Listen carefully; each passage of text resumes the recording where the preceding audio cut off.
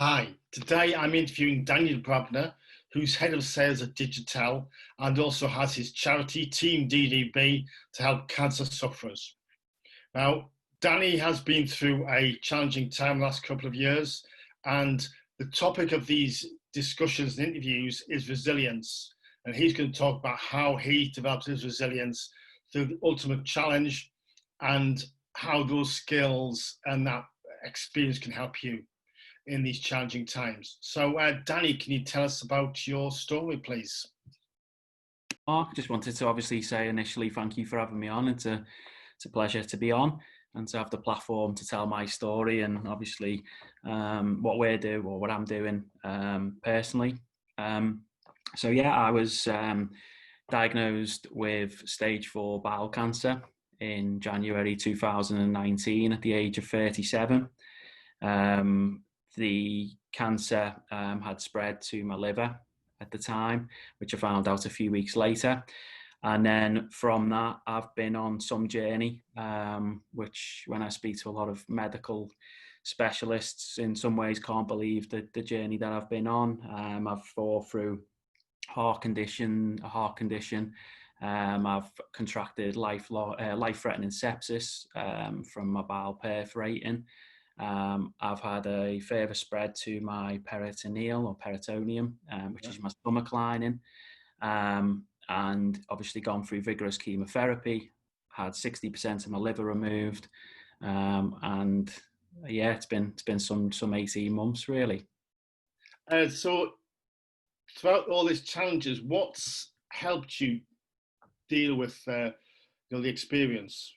Yeah, I mean, well, throughout the journey, there's been a lot of like negatives and a lot of blows, and it's been a challenge to get my mindset right and then get myself into a positive attitude and a positive state. But it's one that I believe that I have done. Things that have helped with that is I've got a charity, TeamDDB, which ultimately raises money for the cancer charities, which helps cancer patients locally. I focus very much on the local area. And that, together with obviously raising awareness around bowel cancer and telling my story, has been a massive help and has helped my positivity, because if I can help, if my negative situation help just one person, then it's a positive for me. And things like cancer, there's a huge knock-on effect to family. So how have you transferred that positivity to your family? Yeah, so what I kind of found early on was in my diagnosis, I found that I went to like a very dark place. The first thing you think of when you hear the words cancer is you associate it with death and how long have I got left to live.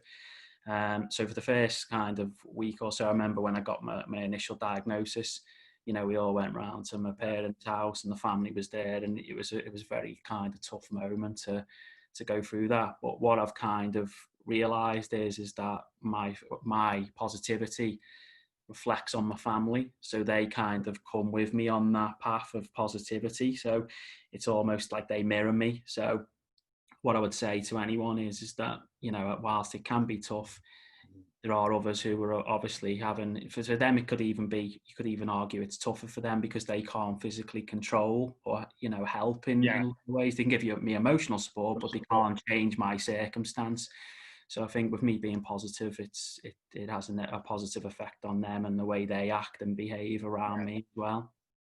And has this changed your outlook on life? Yeah, absolutely. Yeah. I think, when I was told last June that it spread to my stomach lining, I was told that I would, if chemotherapy was unsuccessful, I'd only have months left to live. My prognosis, even to this day, is still really poor.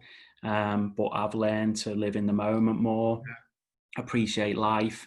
Even I think I mentioned, I've got into kind of doing vlogs, and I mentioned one recently that I think for me is, if I can get to the point where I've got no evident disease, I will change the way in which I live my life, and I'm doing that now. I'm a lot more positive. And it gives others hope as well.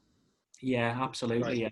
And it also focuses you on, like, I remember, like, some of the things I used to worry about, and really in day-to-day life, they're not worth worrying about. It's, you know, I surround myself by positive people. I remove negativity from my life. I remove stresses. In a lot of ways, this diagnosis has been a massive positive to me in the way in which I live my life. Yeah. Excellent. So who's most influenced you? The way you come across very positive, you know, you're looking to help people. Who's giving you those beliefs? And Yeah, I mean, there's a kind of multitude of people really. Initially, when I had the diagnosis, I was put on to Dave Bolton, who's been on one of your previous shows, and he's an inspiring guy, and he helped me out a lot, and kind of said, you know, don't give up, don't give in. Then through going through a bowel cancer awareness group, I was introduced to that by a lady called Kelly Smith.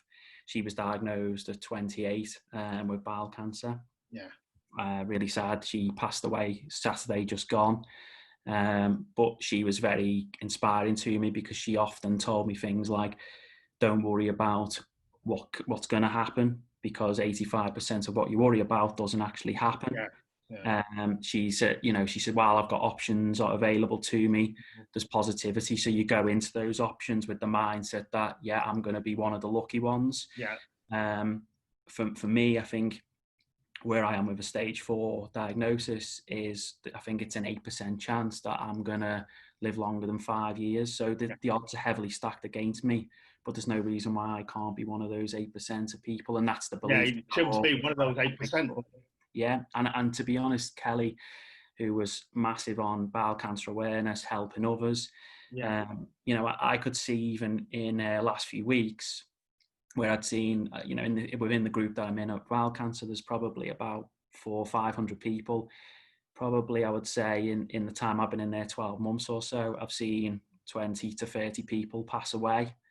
In that group. So, there's a high volume of people who are passing away. And what I saw with Kelly is, even in her last weeks, she still had hope, and she still had belief that she was still going to find something that was going to ultimately keep her alive. And I think that's the belief you've got to have, because if you just give up, even when the chips are really down, then if you give up, your body gives up. Absolutely, yeah. And I'm a believer in that completely. Yeah. So there's a lot of people go through stressful times at the moment. On resilience, if there's one piece of advice you can give, what would it be? Yeah. Again, never give up. From my journey, I've had life-threatening sepsis. My family were told that I wouldn't make the evening. All my organs were shutting down. And in a way, it's miraculous that I'm even here to tell a story just based on that particular element of my journey alone. But again, like I said, I was told if chemotherapy didn't work, I'd have months left to live. I'm now even though I'm not making the progress as fast as I would like, I'm still making progress, and I can still see I'm working towards that. So resiliency is for me is a massive part of it's not even to do with a terminal diagnosis. It's your day-to-day life, being resilient. If you get a knockdown or in life, just pick yourself up, dust yourself down, and go again. Don't stress things. Don't worry about things. Like I said, 85% of what you worry about isn't going to come to fruition. So That's Thank you. So tell us about TeamDDB. Yeah, so TeamDDB, we are, as I said, it was when I got my initial diagnosis, and this is something that, again, from people I'd spoken to about how they dealt with adversity. They kind of they've said that they had this inspiring thought that they wanted to help others. It's weird. It just comes from within. So the minute I got my stage 4 diagnosis, I wanted to give back. So I organised a charity event, which was going to be in May of last year. And the idea being we would have a football match. I used to coach Southport under 21, so it'd be a group of lads playing against UTS Foundation who were raising money for. Dave was in that game. And then it would be an evening event, and we had John Conte, the boxing champion. And the idea being I'd raise money for two local charities, Clatterbridge and UTS Foundation, both supporting cancer patients. So and straight away I wanted to give back. So that game, look, at around that time building up to it, that's when I got sepsis and I was in hospital. And thankfully I got out a few days before, and that event raised £10,000. Excellent. So then I just thought this would be an annual thing and a bit of legacy. And then I went out for a meal with two friends, Ben Douglas and Ben Lavelle. And I went to the restroom. When I come back, they were sitting there with Team DDB t-shirts on, and they said they were going to run do Pretty Mother in my name, as a kind of in support of me, and also obviously to raise money for bowel cancer. So they did that, and then they raised, I think, pushing on to £2,000. So straight away we were around £12,000 raised, and I just thought, again, I can take a negative situation. People were kind of supporting me and not buying into my story. That's probably the wrong word, but people were behind me. So I thought, I'll get it on social media. And like I say, in the first year, we've raised over £27,000. We've just recently raised £6,500 for the critical care team, Ara Park, which is amazing because there's two elements to that. There's the fact that they supported me when I had sepsis and helped me recover. And then obviously during the COVID-19 crisis, they've been amazing. So to do that was fantastic. It's been a platform for me to get bowel cancer awareness out, because we've got thousands of followers on social media. My LinkedIn posts in relation to that, some of them have had over 500,000 views on LinkedIn. So for me, that's just an amazing platform to get bowel cancer awareness out and to get across the message that in life, being kind to others is fantastic and can be fantastic for people's mental health as well, because it's very fulfilling to do. And then just finally on Team DDB, we've also had some amazing support. We've had celebrities like Kwan Mata, Jamie Moore, the boxing coach. Liam Gallagher's donated something. Stephen Gerrard's donated some boots. And we've had a lot of video messages. We've had support from like Kim Marsh and so on. So from that point of view, that's again is raising amazing awareness. Before I should have said, one of the inspiring people for me is, believe it or not, with my accent, I'm a Manchester United supporter. Okay.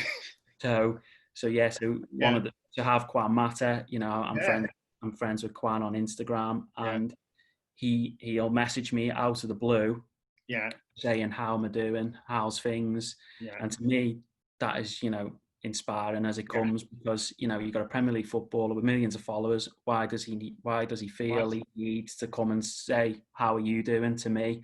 And again, that's just a great example of somebody being kind, being good to others. And I can't tell you how much of a lift, and it's weird, he seems to message me at times when I need it as well, and just give me that little G up. And amazing guy, and someone who's been a huge influence on me. It's great to know, actually. So with this video, we're going to give links to Team DDB and include that. So if people want to contribute, that would be great. Yeah, fantastic. Yeah. So Danny, it has truly been inspirational. Thanks, Mark. You're doing a lot of great work and taking some which could be very negative and losing all the positives. So thank you from everybody for that. And you're helping lots of people. Good. And hopefully, long may that continue. But, if things don't work out for me, then hopefully, we've got a legacy and something that can continue for a very long time and do good. And that, to me, that's a great comfort to know that will be the case. Well, Danny, a lot of people are with you and hoping the best. Yeah. Thank you. Thanks for having me on. Cheers.